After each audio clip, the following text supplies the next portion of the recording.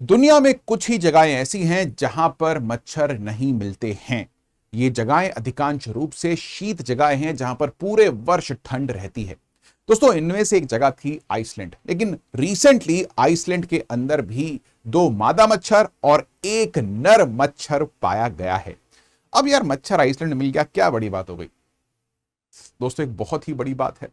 क्यों है वो मैं आपको बताऊंगा। और क्या आइसलैंड में मच्छरों का मिलना दुनिया में प्रलय का संकेत देता है? इस प्रश्न का मैं आपको आज के इस लेक्चर में उत्तर दूंगा। चलिए दोस्तों, शुरू करने से पहले, अगर आपको ऐसे लेक्चर्स पसंद आते हैं, इंटरेस्टिंग टॉपिक्स पसंद आते हैं जो यूपीएससी के लिए काफी रेलिवेंट हैं, तो इस लेक्चर को लाइक जरूर कर दीजिए। बात करते हैं। देखिए, हुआ कुछ ऐसा कि एक साइंटिस्ट थे जिनका नाम था जॉर्न जेल्स्टन, जिन्होंने कजॉस में, जो कि आइसलैंड की कैपिटल रेकाविक के पास लोकेटेड है, वहां पर 3 मच्छर उन्होंने पाए। 2 फीमेल थे, 1 मेल था। आइसलैंड की लोकेशन को देख लेते हैं दोस्तों। ये आपको दिखता है नॉर्थ पोल, और नॉर्थ पोल के नीचे अगर आप आते हैं तो आपको यहां पर ये दिखता है आइसलैंड। तो आइसलैंड बहुत ही नजदीक है नॉर्थ पोल के, उत्तरी ध्रुव के, और इसलिए वहां पर काफी ज्यादा ठंडक रहती है और इसलिए वहां पर मच्छर जो हैं वो पनप नहीं पाते हैं। सबसे पहले तो आप ये समझिए, मच्छर एक कोल्ड ब्लडेड कीड़ा है, शीत खूनीय कीड़ा है। यानी कि दोस्तों, वो अपने शरीर के तापमान को अपने आप से रेगुलेट नहीं कर पाता। अगर मैं इंसानों की बात करूं तो दोस्तों, हम भूमध्य रेखा पर भी रहते हैं और ऊपर एस्किमोज भी हैं आर्कटिक में। यानी कि हम अपने शरीर के तापमान को, हम वार्म ब्लडेड हैं, इसीलिए रेगुलेट कर पाते हैं।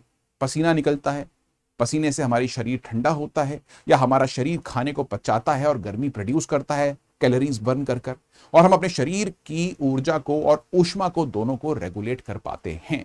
लेकिन बहुत सारे जानवर इस दुनिया में ऐसे हैं जो शीत खूनीय हैं, यानी कि कोल्ड ब्लडेड हैं। जैसे कि खास रूप से जो रेप्टाइल्स होते हैं, जैसे कि सांप, मगरमच्छ, ये ठंडे खून के प्राणी हैं। यानी कि दोस्तों, इनको धूप में रहना पड़ता है या फिर एक गर्म क्षेत्र में आपको अधिक मात्रा में देखने को मिलते हैं। और यहां पर ये इसलिए रहते हैं क्योंकि देखो, ठंडे क्षेत्र में ये अपने बॉडी के टेम्परेचर को रेगुलेट नहीं कर पाते हैं। तो मच्छर भी ज्यादातर कीड़ों की तरह एक कोल्ड ब्लडेड एनिमल है, एक कोल्ड ब्लडेड कीड़ा है जो अपने शरीर के तापमान को रेगुलेट नहीं कर सकता है। और इसी वजह से इसका आइसलैंड में मिलना एक बहुत बड़ी चिंता का विषय आज के समय पर बन गया है। दोस्तों देखो, आइसलैंड एक तो द्वीप है, सबसे पहले आप ये समझिए, आसपास उसके समुद्र है। अब अगर वहां पर पहले शिप्स के साथ, प्लेन्स के साथ, लोगों के बैगों के अंदर भर के अगर मच्छर कभी पहुंच भी जाता था, तो वहां की ठंड में वो बचता नहीं था, वो मर जाता था। लेकिन यहां पर आउटसाइड, यानी कि बाहर, इन साइंटिस्ट को 3 मच्छर मिले। उन 3 मच्छर में से 2 तो मादा थी और 1 मेल था, यानी कि वो एक ब्रीडिंग पॉपुलेशन थी मच्छर की। और ब्रीडिंग पॉपुलेशन का मिलना यह है कि अब आइसलैंड में भी मच्छर आ चुके हैं, जो यह दर्शाता है कि आइसलैंड का तापमान जो पहले कम रहा करता था, अब थोड़ा सा बढ़ चुका है। जी हां दोस्तों, वैश्विक तपन को यह चीज दर्शाती है, जिसकी वजह से दोस्तों आगे चलकर जलवायु परिवर्तन तो होगा ही, और आपको पता है दुनिया का विनाश इस कारणवश हो सकता है। आइए बात करते हैं कि पहले आइसलैंड के अंदर क्यों हमें मच्छर नहीं मिला करते थे। देखिए, सबसे पहले आप ये समझिए, मच्छरों को प्रजनन के लिए पानी चाहिए होता है। आपने देखा होगा, जहां भी पानी खट्टा होता है उसके बाद बहुत सारे मच्छर बैठ जाते हैं। तभी कहते हैं कूलरों को साफ कर लो, एसी के नीचे अगर पानी जमा है उसको साफ कर लो, कहीं भी पानी को जमने मत दो। और जब बारिश का मौसम भारत में खत्म होता है, उसके बाद आपको चिकनगुनिया के, डेंगू के, मलेरिया के बहुत सारे केसेस भी देखने को मिलते हैं। अब ये बात समझिए कि आइसलैंड के अंदर कहीं भी वार्म वाटर नहीं था। देखिए, आइसलैंड में बहुत सारे छोटे छोटे तालाब हैं, वेटलैंड्स हैं, पॉन्ड्स हैं, लेकिन उनमें से कोई भी ऐसा पॉन्ड नहीं था, ऐसा तालाब नहीं था जहां पर वार्म स्टैग्नेंट वाटर हो, जिसकी वजह से वहां पर मच्छर ब्रीड नहीं कर पाते थे। आइसलैंड में पहुंचकर वो मर जाते थे। इसके साथ साथ दोस्तों, आइसलैंड के अंदर बहुत सर्द हवाएं चलती हैं, ठंडा सब कुछ जम जाता है। रात के टाइम पर जो जो लेक्स हैं, पॉन्ड्स हैं, वो जम जाती हैं, सुबह पिघल जाती हैं। ठीक है, सर्दियों में वो हमेशा जमी रहती हैं, जो मच्छरों की ब्रीडिंग को रोकता था।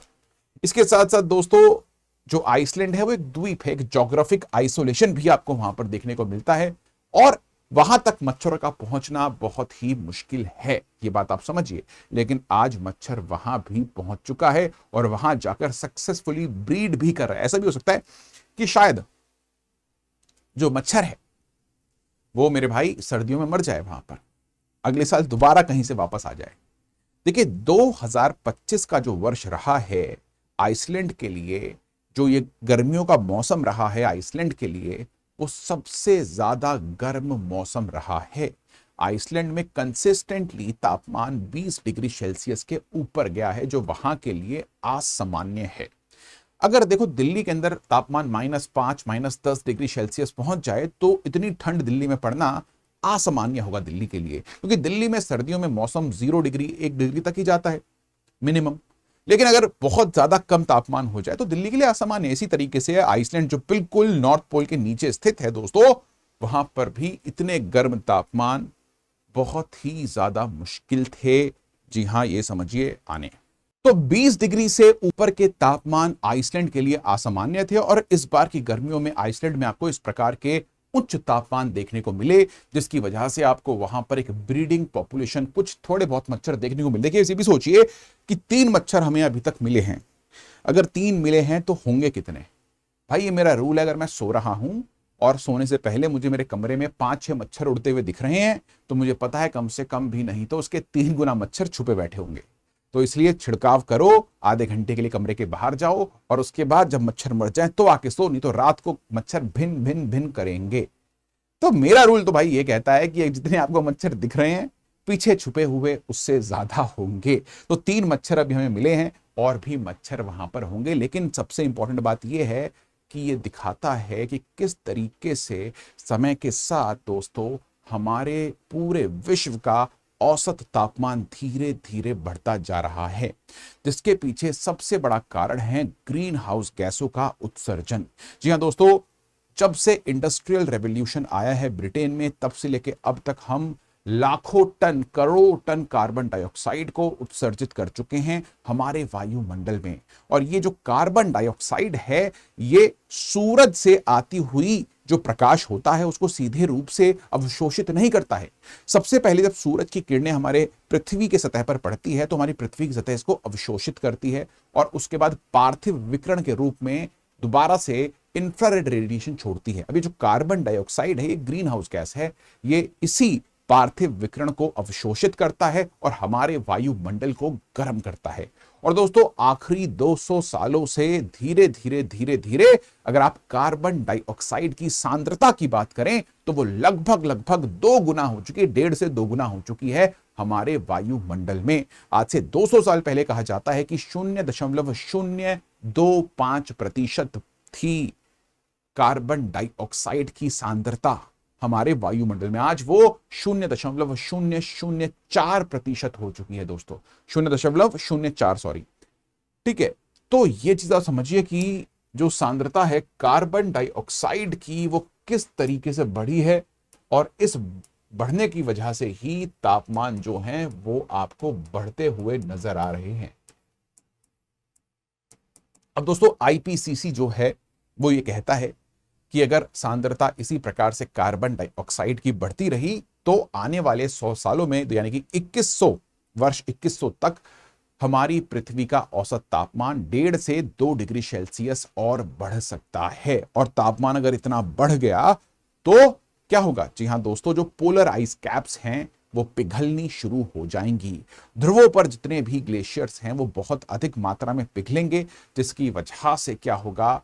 समुद्र स्तर में होगी बढ़ोतरी, बहुत सारे क्षेत्र डूब जाएंगे दोस्तों। इक्वेटर पर इन एरियाज में गर्म गर्म जगहों पर और गर्मी पड़ेगी, यहां पर शायद इंसान ना रह पाए, और ठंडे एरियाज के अंदर बर्फ पिघलेगी।